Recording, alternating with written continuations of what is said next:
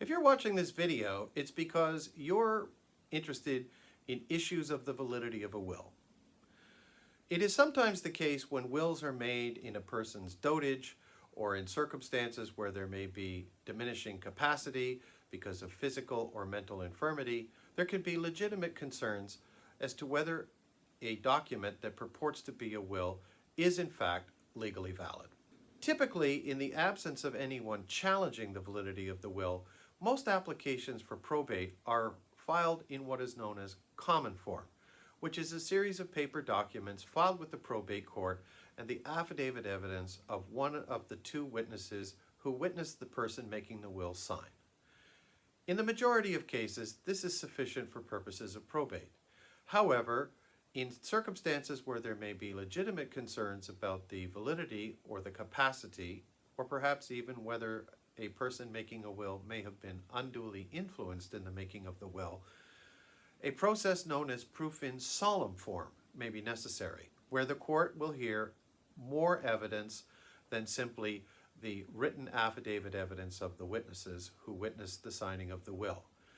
It may be necessary to have medical evidence or other circumstantial evidence adduced for the court to be satisfied that the document that is sought to be probated is in fact the last will and testament that that person intended to make.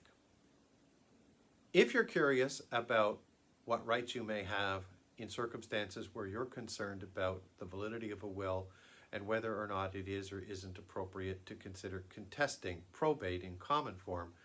it is best to usually consult with a lawyer to ensure whether or not there is a legitimate basis for questioning the validity of the will.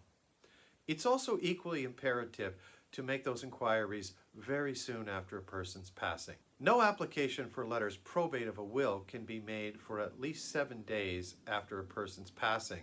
and no application for letters of administration for a person who has no will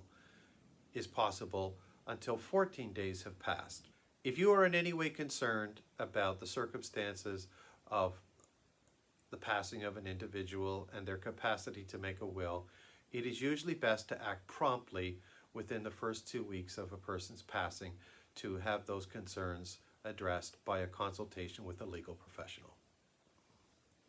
Thanks for watching this video. Hopefully now you have some understanding of the difference between an application for probate in common form and solemn form.